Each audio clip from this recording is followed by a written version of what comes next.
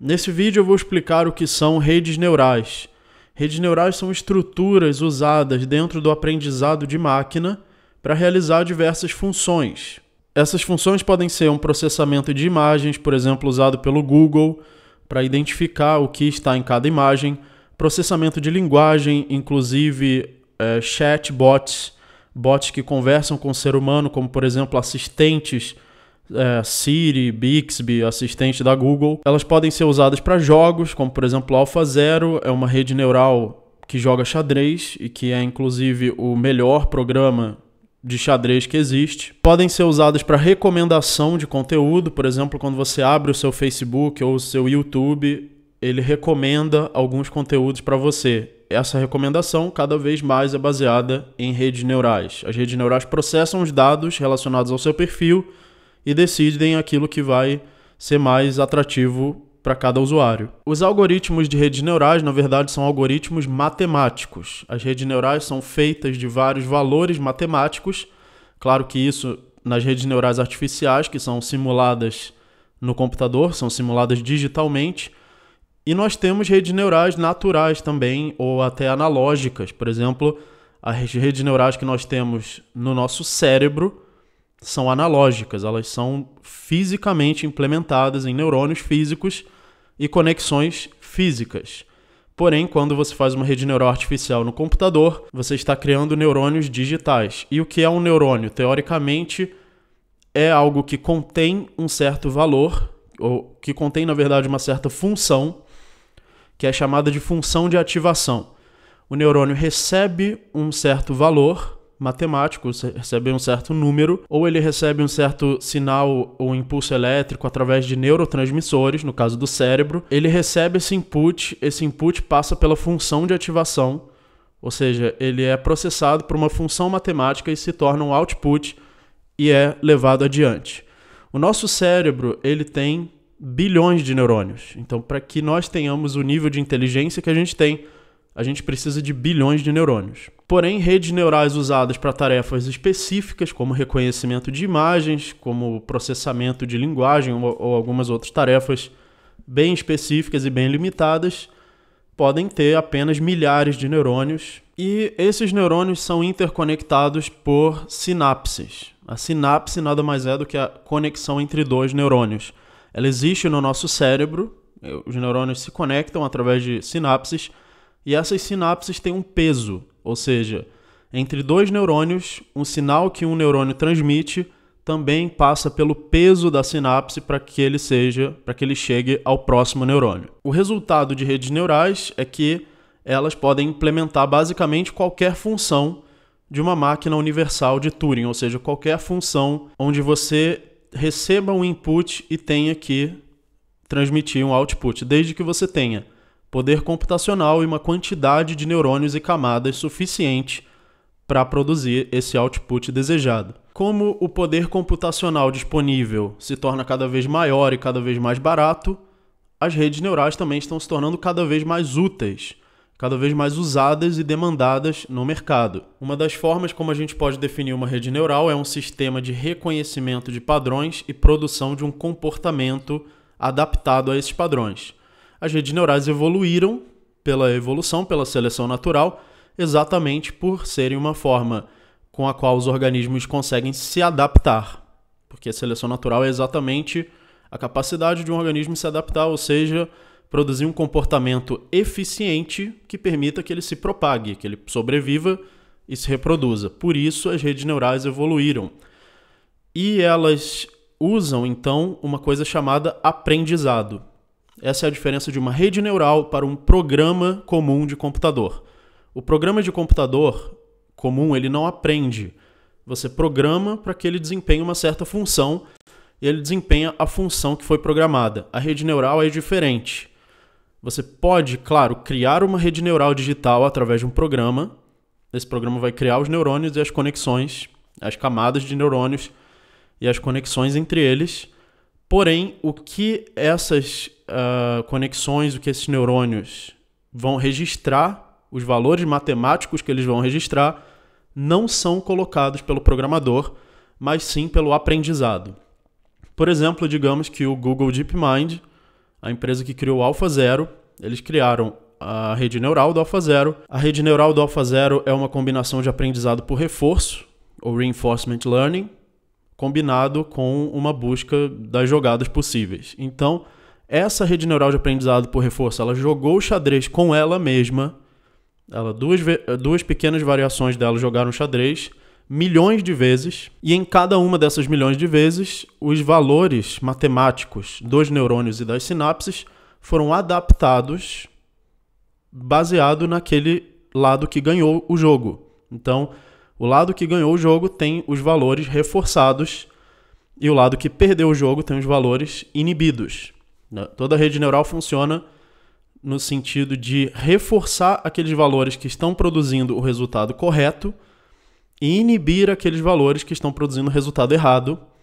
E quando você diz para a rede neural, quando você dá para ela o resultado correto e o resultado errado, isso se chama aprendizado supervisionado, aprendizado de máquina supervisionado. Porque você está dizendo para ela que ela fez certo, para ela fazer mais disso que ela fez certo, ou seja, para ela reforçar os valores matemáticos que produziram o resultado certo, e você está dizendo para ela, quando ela fez errado, para ela não fazer mais isso. É como se você ensinasse um cachorro, bom garoto, toma um biscoito se ele fizer a coisa que você queria, ou bicho feio, cachorro mau, se ele não fizer o que você queria. E a gente pode chamar isso também de recompensa. Ou seja, aprendizado de máquina é um tipo de funcionamento de programas que não é programado. Você programa a base do aprendizado, você programa uma arquitetura de aprendizado de máquina, e essa estrutura que você programou, que pode ser uma rede neural, ela vai aprender de acordo com as recompensas, de acordo com o sistema de aprendizado, e ela vai desempenhar essa tarefa por um algoritmo que vai ser gerado dentro desse sistema e que o próprio programador que criou a rede neural não sabe o que ela está fazendo, o que realmente está acontecendo. Assim como nós não sabemos como o nosso cérebro está produzindo o comportamento que ele produz. Nós só sabemos que ele faz isso por redes neurais, mas nós não sabemos quais são as funções matemáticas e a gente não pode traduzir isso e escrever essas funções matemáticas porque elas são extremamente complexas. Existem bilhões de neurônios, bilhões de sinapses, cada um com uma função matemática. Então você não vai traduzir isso, você não vai entender tudo. E essas funções são criadas por aprendizado, por tentativa e erro. Você não vai conseguir criar um cérebro com o aprendizado já todo pronto, com todos os bilhões de neurônios já adaptados de acordo com o aprendizado. Você precisa criar uma rede neural e deixar ela aprender por tentativa e erro. Por isso, as redes neurais conseguem um desempenho maior do que os programas convencionais em algumas áreas. Ou talvez elas vão conseguir cada vez mais um desempenho melhor do que os programas tradicionais, por exemplo, na área de reconhecimento de imagens. Uma rede neural é muito superior a qualquer outro tipo de programa de reconhecimento de imagens. Isso também se aplica ao processamento de linguagens, ao desempenho em jogos e a vários outros tipos de comportamento, inclusive robótica, o movimento de robôs, o movimento mecânico, e até mesmo isso vai se estendendo para muitas outras áreas. Tradução, carros autodirigíveis, administração de recursos dentro de uma empresa. Cada vez mais as redes neurais estão se tornando capazes de cumprir essas funções. Os neurônios de uma rede neural são divididos em camadas, e existem 3 tipos de camadas. A camada input, que é a camada que recebe os dados às vezes do ambiente. No nosso cérebro, essa camada input muitas vezes são os sentidos. É aquilo que a gente vê, que a gente ouve. Ou, por exemplo, numa rede neural de reconhecimento de imagens, você coloca uma imagem como camada input. Uma imagem, às vezes, de certo número de pixels no eixo X, certo número no eixo Y, e, às vezes, 3 camadas do RGB, uma para cada cor. Então, por exemplo, você coloca essa camada input e aí você tem as camadas ocultas, que são as camadas que vão interpretar o input e transformá-lo no output, que vai ser o terceiro tipo de camada, que é a camada output. Por exemplo, Se você tem uma rede neural de reconhecimento de imagens, ela pode, na primeira camada, interpretar certas linhas. Eu vi uma linha aqui, isso aqui é uma linha, isso é outra, isso é outra, isso é outra.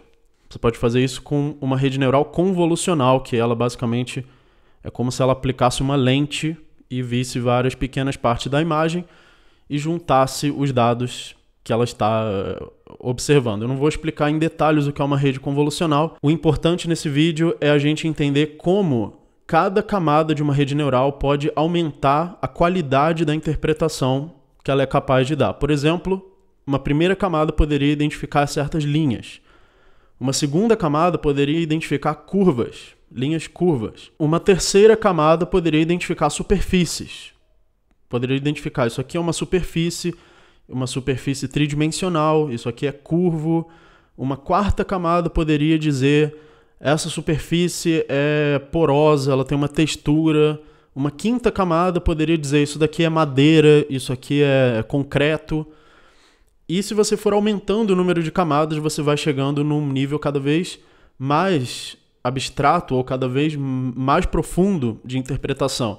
Por exemplo, isso daqui é uma obra de arte bela, esse filme foi emocionante, eu acho que essa pessoa está sendo irônica, isso que ela disse foi engraçado, isso é bonito, isso é feio, isso é adequado, ou socialmente adequado, isso não é, isso foi mal educado, etc. Como o nosso cérebro tem muitas camadas de neurônios, ele é capaz de dar essas interpretações mais profundas, que estão em camadas acima. Elas exigem muitas camadas iniciais, muitas camadas básicas, dessas que só identificam linha, som mais agudo, mais grave, para que, acumulando essa quantidade de informações, umas camadas mais acima sejam capazes de dar interpretações como belo, feio, engraçado. E é por isso também que os outros animais, diferente do ser humano, não conseguem ter essas noções.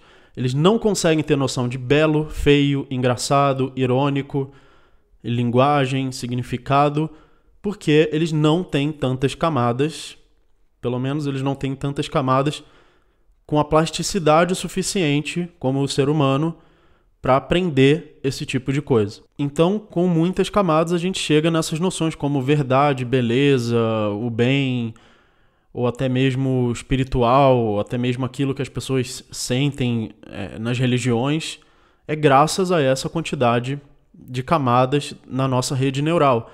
E da mesma forma, a gente pode ter ainda mais camadas do que nós temos naturalmente. Se nós conseguirmos, pela tecnologia, aumentar a quantidade de neurônios conectada ao nosso cérebro, mesmo que seja de uma forma digital ou artificial, a gente vai também chegar a níveis ainda maiores de abstração. Então, muito obrigado. Quem quiser pode ajudar o canal pelos links na descrição e até o próximo vídeo.